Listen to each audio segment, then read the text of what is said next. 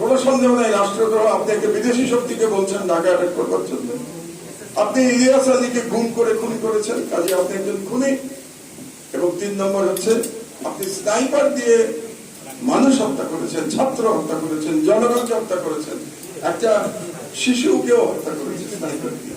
তার জন্য তিনি খুনি, তাহলে তার জন্য বিচার হতে হবে না? বিচার হতে হবে। আমি বিচার ব্যবস্থায় বিশ্বাস করি। আমি শাহবাগের মতো বলবো না ফাঁসি চাই, আমি বলবো না, কারণ ফাঁসি চাই কথাটাই ফ্যাসিবাদী বয়ান। আমি বলবো বিচার চাই। বিচার যেটা আছে বাংলাদেশের আইনে, যে বিচার আছে সেই বিচার শেখ হাসিনার হতে হবে। কাজে ভারত যদি আমাদের সাথে, আমি বন্ধুত্ব শব্দটা বলবো না, আসলে প্রতিবেশীর মধ্যে বন্ধুত্ব খুব কঠিন, কারণ প্রতিবেশীর মধ্যে নানা রকম হিসাব কিতাব থাকে, কম্পিটিশন থাকে, স্বার্থের ব্যাপার থাকে। এখানে বন্ধুত্ব টন্ধুত্ব চলে না। ভারত যদি বাংলাদেশের সাথে একটা ভারসাম্যমূলক সম্পর্ক চায়, আমি এই শব্দটাই বলি, ভারসাম্যমূলক সম্পর্ক। আমরাও চাই ভারতের সাথে ভারসাম্যমূলক সম্পর্ক। এটা যদি চায় তাহলে অবশ্যই শেখ হাসিনাকে বাংলাদেশে ফিরিয়ে দিতে হবে, যাতে আমরা শেখ হাসিনার বিচার এই দেশে করতে পারি। এবং এটাই হবে আমাদের মিনিমাম ডিমান্ড ভারতের কাছে। এবং এই ডিমান্ডের উপর বেসিস করে আমাদের ভারসাম্যমূলক যে সম্পর্ক, সেটার সূচনা হতে হবে। যতদিন ভারত শেখ হাসিনাকে ফিরিয়ে না দেবে, ততদিন ভারত আমাদের কাছে শত্রু রাষ্ট্র হিসেবে গণ্য হবে।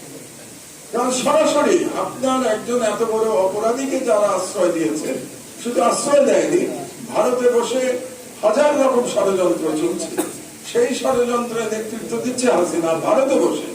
কাজে এর থেকে বড় শত্রুতামূলক কর্মকাণ্ড আর হতে পারে না। কাজে এখন পর্যন্ত ভারত প্রমাণ করেছে যে India is an enemy of Bharat. কাজে সে যদি এনিমি থাকতে না চায়, হাসিনাকে ফিরিয়ে দিন, আমরা অবশ্যই একটা ভারসাম্যমূলক সম্পর্কের দিকে এগিয়ে যাব। আমার বক্তব্য আমি আর দীর্ঘায়িত করবো না। আমাদের মাগরিবের আজানের সময় হয়ে গেছে। আমি ফেলানির স্মৃতির প্রতি শ্রদ্ধা জানাচ্ছি, আল্লাহর কাছে তার রুহের মাগফিরাত কামনা করছি। এবং আমি আপনাদের সবার কাছে আহ্বান জানাচ্ছি, আসুন আমরা ঐক্যবদ্ধ থেকে ভারতীয় হেজেমনিকে প্রতিহত করি। আর আমার দেশের যে কর্তব্য, আমার দেশের কর্তব্য হচ্ছে বাংলাদেশের জনগণকে সত্য তথ্য জানানো এবং বাংলাদেশকে জনগণকে স্বাধীনতার চেতনায় উদ্বুদ্ধ করা। এবং সেই কাজটি আমরা 17 দিন ধরে করে যাচ্ছি পুনঃপ্রকাশের পর থেকে। ইনশাআল্লাহ যতদিন আমার দেশ আমরা চালাতে সক্ষম হব, ততদিন ধরে আমার দেশ স্বাধীনতার কথা বলবে, মানবাধিকারের কথা